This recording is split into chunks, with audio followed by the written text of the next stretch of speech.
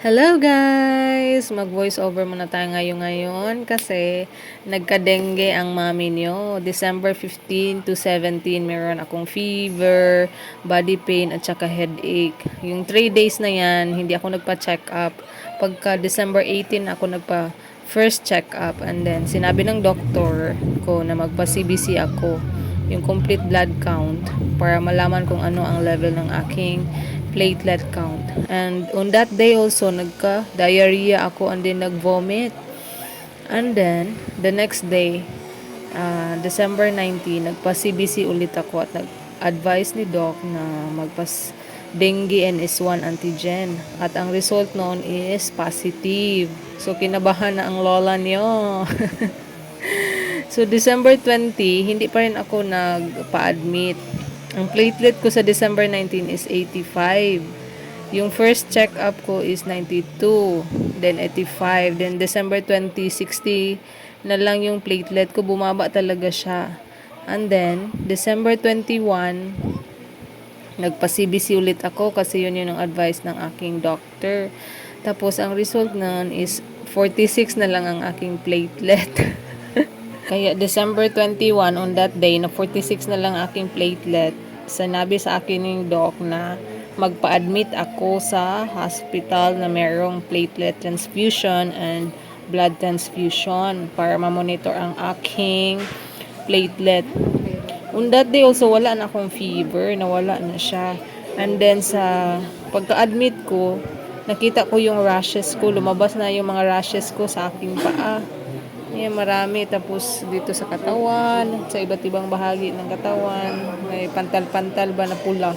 Tapos sa pag-admit naman, ang worry ko is yung aking anak. Sino magbabantay, baka iiyak siya, ganun. Kaya ayoko talaga magpa-admit. Pero wala na tayong choice kasi mababa na talaga ang aking platelet. Baka mamatay ako sa dengue.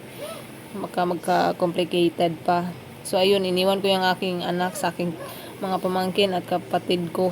At buti na lang talaga meron akong uncle sa dito sa hospital na pinag-admitan ko, kaya mas mabilis yung process sa admission sa emergency room at naka-book din kami ng room. Actually, yung room is napamahal kami ng first day kasi akala namin pwede dalhin yung anak ko. Ito yung room na to. Ito maganda yung room, malaki.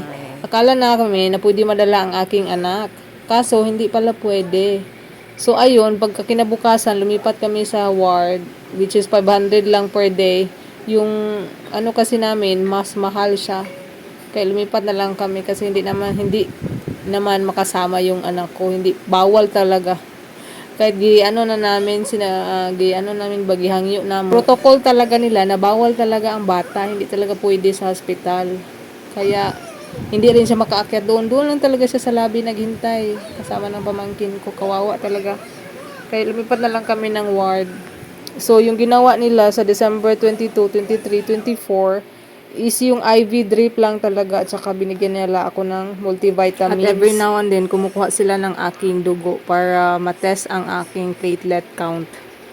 Kaya ngayon, namamaga yung aking mga kamay sa veins. Dito good sa kinukuha na ng dugo. Namaga siya. At thankful din ako sa aking Uncle Junjun kasi andun siya nag-work sa hospital na pinag-admitan ko, kaya mabilis yung process sa emergency at saka yung sa paghanap namin ng room. At nagpapasalamat ako sa aking mami Fanny kasi siya yung nagbantay sa akin sa hospital.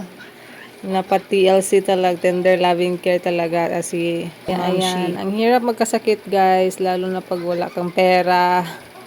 Malaki ng gastos. Tapos wala pa nga talagang gamot sa dengue. Hydration lang talaga ang kailangan. Kaya ang ginawa namin, uminom kami ng mga herbal medicines, tsaka water, fruits, and all like that.